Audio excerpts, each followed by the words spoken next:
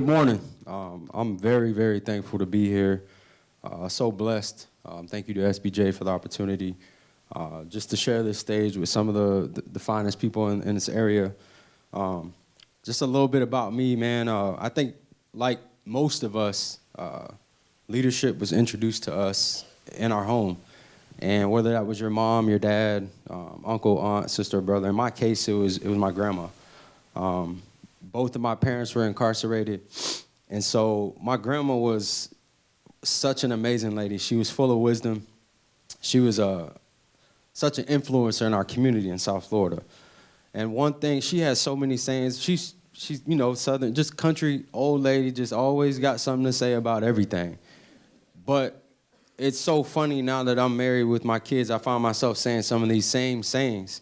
And never had any idea what they actually meant. But there's one thing that she taught me that I've carried with me, and that's the most dangerous place you can be in the world is where God doesn't want you to be. And, growing up and overcoming some adversity, I'm not supposed to be here today. And not because I'm the only dot on the Dalmatian. When you live out here, you can say, that's a black joke, y'all can laugh, it's cool. But not because of that, but when you look at my life, statistics would tell you I'm going to be dead or in jail. And I think that my grandma's prayed this hedge of protection over my life for so long. And so when I look at the people, I'm here today because I've been blessed with some amazing people. When I think about what my grandma, that stuff she was teaching me as a young child, my grandma called me her handsome grandson every single day, before she passed. And I always thought, she calling me attractive, am I good looking? But what I realized is the world is cold, and she was building me up to overcome adversity, to always feel good about myself. In 2003, I met one of my football coaches, completely changed my life. I was 16 before I heard that you could go to college and get a degree and take care of your family. I know that sounds crazy, but that's how it is for some people in this world. And I'm like, Coach, what you mean? I can just go to get a job? I don't got to do all this running in the streets and stuff. And that changed my life forever because I wanted to be something more than, my dad, my brothers. I wanted to truly impact my community. I'm a firm believer that you take care of home first and then your community second. And I've been fortunate that same coach is kind of like a dad to me. And all of my small successes, because I think we have to, as leaders, we have small successes. And for me, when I look at my life and I look at leadership, my coach had given me a book called Inside Out Coaching. It talks a lot about transformational leadership, transactional leadership. And he gave me the book without explaining, that's kind of what he do. He's always messing with me, but he gave me the book without explaining. And so when I got to reading it, what happened was it changed how I viewed the world, but it changed how I led people. I think to be a good leader, you got to know who to follow. And when you look at, for me, it's about purpose. It's about passion. It's about preparation. When you figure out your life's purpose, and I'm not talking what's going to make you money. I'm talking about what you truly love, what you can't let go of. When you figure out your passion, I'm talking more on the calling. Like, I'm passionate about the Oakland Raiders. I hate the Chiefs.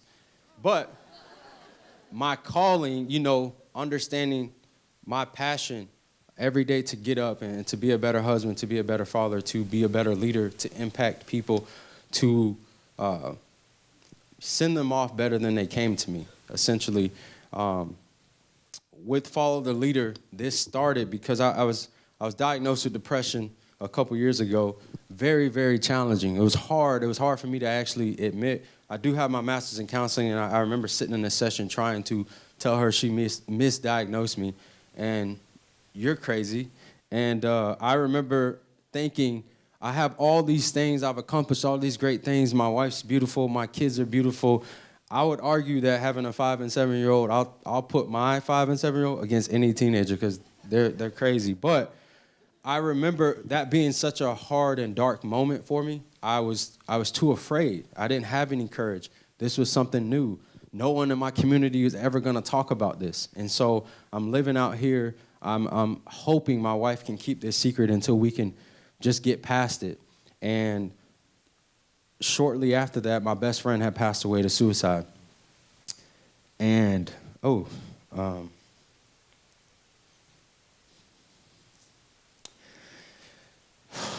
it's still, sorry.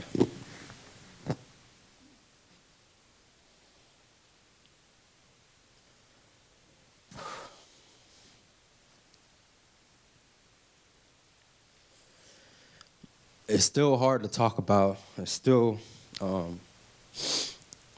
hard to work through, but I know we serve a God that makes no mistakes.